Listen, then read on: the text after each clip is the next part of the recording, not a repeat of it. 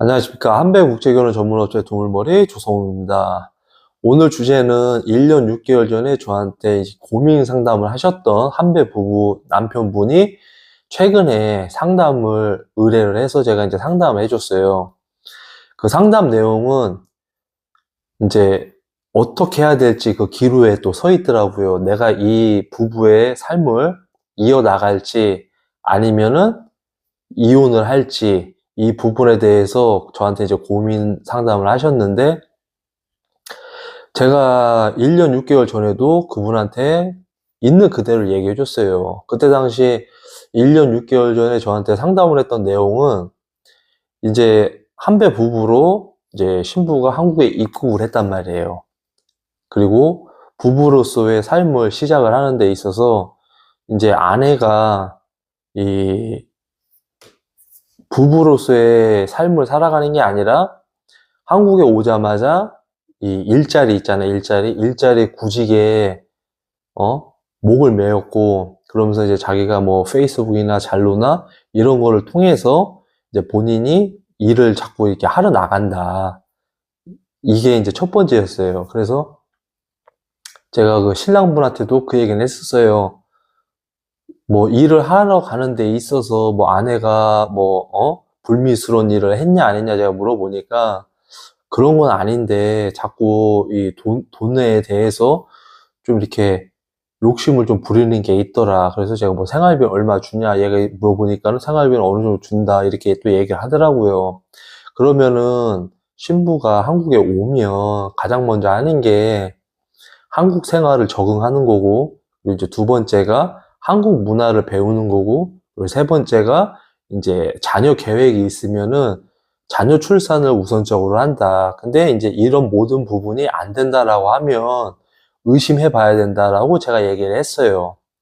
그리고 이제 여기까지는 뭐 일반적인 상담이고 부부 간에도 이제 뭐 갈등이 있으니까 이거는 이제 부부들끼리 잘 문제 해결하면 되는데 제가 볼 때는 이건 아니다 싶었던 게 있었어요. 그게 뭐냐면 베트남 신부가 한국에 와서 시어머니하고 또 이렇게 대면도 하고 인사도 하고 같이 또 뭐 밥도 먹고 뭐 이런 상황이 있을 건데 이제 어머님이 봤을 때 신부가 너무 마음에 안 들었어요. 그리고 딱 봐도 이 베트남 신부들이 시어머니한테 예쁜 모습을 보여주려고 이렇게 노력도 하고 해야 되는데 이제 그런 모습이 안 보이고 이제 고부 간의 갈등이 자꾸 일어나는 거예요. 자꾸 일어났고 그래서 이제 이 남자분이 중간에서 다리 역할을 잘 하고 중심을 딱 잡아야 되는데 이거를 제대로 못했다 이 말이에요. 딱 봐도 상식선으로 생각을 했을 때 여자가 잘못을 했어요. 그러면은 따끔하게 혼을 내던가 아니면은 알아듣게 타이르던가 했어야 되는데 이제 신부를 많이 좀 두둔했죠. 왜? 나하고 같이 살 사람이니까. 근데 어머니가 얘기한 게 틀린 게 전혀 없었어요. 틀린 게. 근데 이제 이런 부분을 해결을 못 하다 보니까 이제 최선의 방법으로 이제 해결을 한 게 뭐였냐면 따로따로 사는 거였어요. 어머님 따로, 아들 따로. 그래서 이제 아들 따로 이렇게 살았는데 그때 당시 이제 제가 얘기한 거는 그거였어요. 뭐 신혼이니까 부부가 따로 사는 거는 찬성이지만 근데 베트남 신부가 시어머니한테 고래고래 언성을 높이고 싸우고 이렇게 틀어지게 만들면 저는 그거는 아니다라고 제가 이제 얘기를 했어요. 그리고 여자가 집안에 잘 들어와야지 그 집안이 행복해지고 뭐 어떤 일도 잘 술술술 풀릴 수가 있거든요. 근데 여자 하나 잘못 들어오게 되면은 집안 풍비박산 나는 거는 시간 문제다 제가 얘기를 했어요. 그래서 사장님께서 이런 부분에 고민할 것도 전혀 없다. 제가 볼 땐 아니다.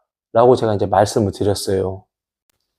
신랑분께서 제 상담을 이렇게 또 들어보시고 잘 한번 생각해 보겠다 하고서는 상담 감사합니다. 라고 이렇게 얘기를 하고서는 이제 종료를 했었는데, 이제 최근에 이제 불미스러운 일이 많이 생겨가지고, 이제 최종적으로 이제 저한테 상담을 또 하셨어요. 그 상담을 했을 때 이제 결정은 딱 그거죠. 이끌고 가야 되냐, 아니면 이혼을 해야 되냐라고 이제 고민을 이제 하셨어요. 그래서 제가 이제 그 사장님 얘기를 제가 딱 들어보니까, 뭐, 지금 내가 몸도 안 좋고, 또 다치고 해서, 이제 생활비를 벌 수 있는 여력이 너무 없는데, 근데 생활비는 줘야 되고 해서 이제 자기가 이제 캐피탈에 대출을 받아서 이제 신부한테 뭐 생활비도 주고 용돈도 주고 했나 봐요. 근데 이제 내가 이렇게 하는 거를 이제 본인이 그걸 알고 이해를 하고 본인도 이제 경제 활동을 해서 했으면 문제는 안 되는데, 근데 이제 이런 것이 잘 안 됐어요. 그러다 보니까 자꾸 그냥 빚만 자꾸 늘어나는 거예요. 그리고 어머님하고의 그 관계를 단절을 했기 때문에 어머니도 더 이상 아들한테 뭐 돈을 지원을 하거나 뭐 생활비를 주거나 이런 게 전혀 없었다 이 말이죠.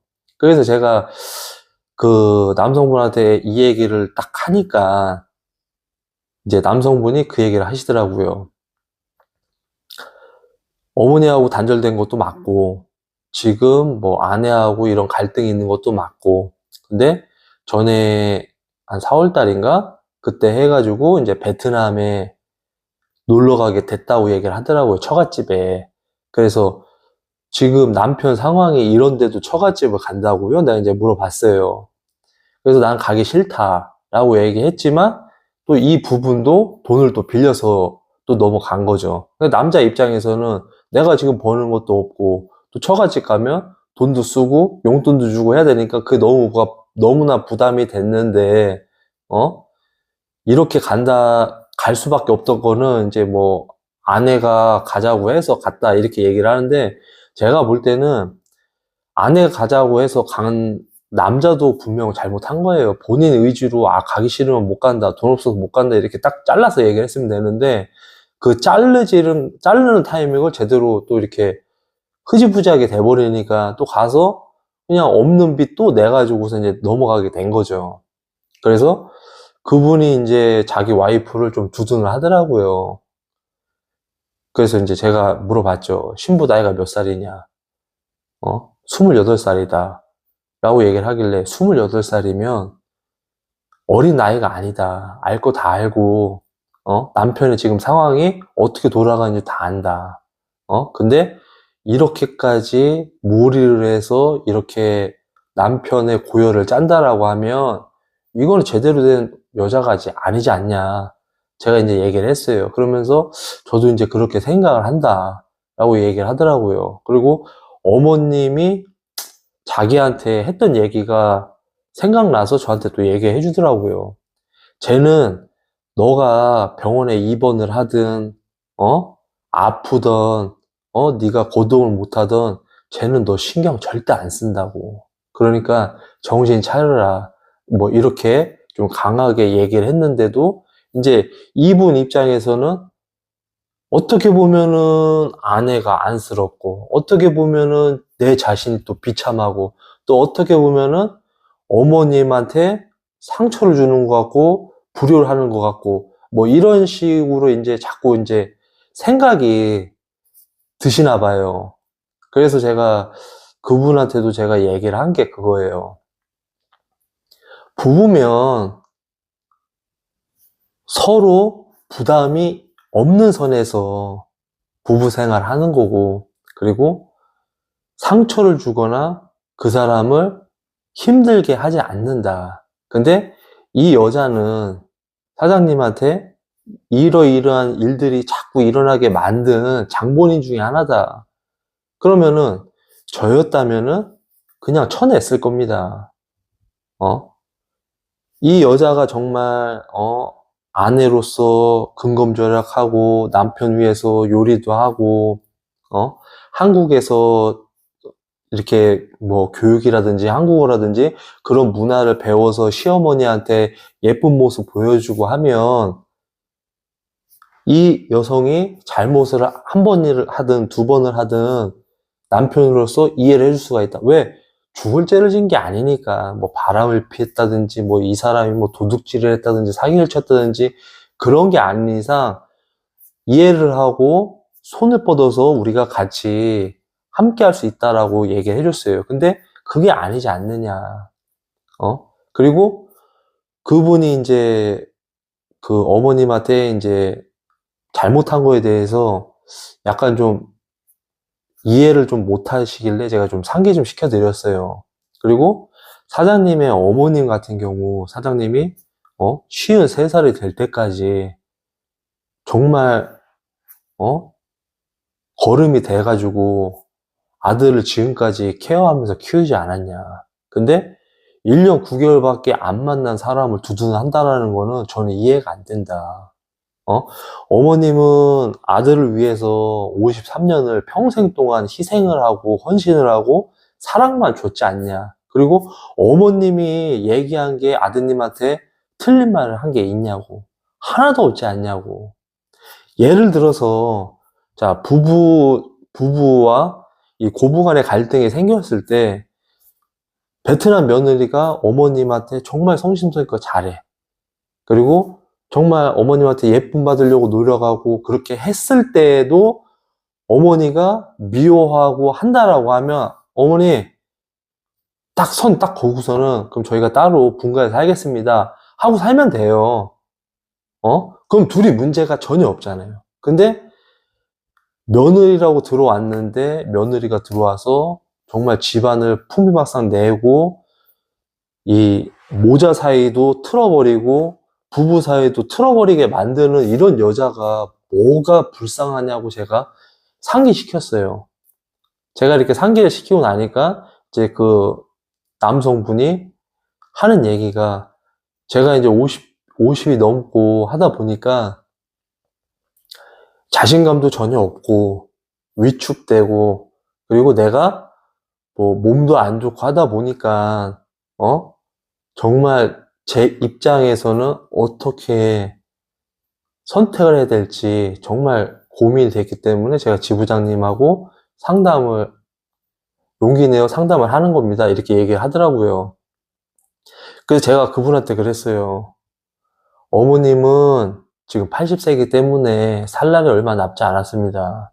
어머님한테 평생 속죄한다 생각하시고 어머님한테 평생 효도하시고 어머님 맘 편하게 해주시라고. 그리고 두 번째가 사장님 지금 몸도 안 좋고 심적으로도 많이 편치 않으니까 건강하게 운동하시고 기력 회복하시고 그리고 사장님 인생을 사시는 게 낫습니다 라고 얘기를 해줬고 그리고 이 여성하고 사장님하고의 이 부부의 인연은 제가 아니니까 정리하시고 깔끔하게 다시 일어서시기를 바랍니다 라고 이제 제가 이제 상담을 해드렸어요. 그래서 여러분들이 이 국제결혼의 이 좋은 면만 보면 좋은 사례만 보면 정말 저 국제결혼 하면은 나도 저렇게 대우받고 살겠지 이렇게 생각을 하는데 그건 아니에요. 부부가 똑같은 선상에서 똑같이 서로를 바라보고 똑같이 어떤 일이 있다라고 하면 상의하고 그게 더 괜찮다라고 하면 아내의 의견을 따를 수도 있는 거고 또 남편의 의견이 괜찮다라고 하면 또 남편의 의견을 따를 수가 있는 거거든요. 그렇기 때문에 서로 노력하고 서로 이해하고 서로 존중하고 서로 아껴주고 서로 사랑을 해줘야지만이 부부로서의 서로의 그 신뢰와 믿음이 두껍게 쌓여요. 그러면 뗄래야 뗄 수 없는 둘이 되거든요. 그렇기 때문에 정말 이 사람이 나한테 필요한 존재라고 하면 같이 손잡고 으쌰으쌰 정말 꽃길이든 아니면 가시밭길이든 진흙길이든 이거를 같이 갈 수가 있어요.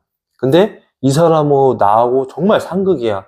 근데 상극인데 부모님하고 단절하고 또 부부 사이도 안 좋고 이렇게 모든 걸 다 단절하는 그런 여성하고는 여러분들이 살면 정말 패가망신하는 거예요. 패가망신하는 거기 때문에 잘 생각하시고 그리고 아니다 싶으면은 바로 생각 단단히 먹고 결정하시고 본인이 더 나은 삶으로 가시는 것을 진심으로 추천하는 바입니다. 또 이렇게 지금까지 긴 시간 또 제 영상을 시청해 주셔서 정말 감사합니다. 그리고 공감이 되셨다면 구독, 좋아요 눌러주시면 진심으로 감사하겠습니다.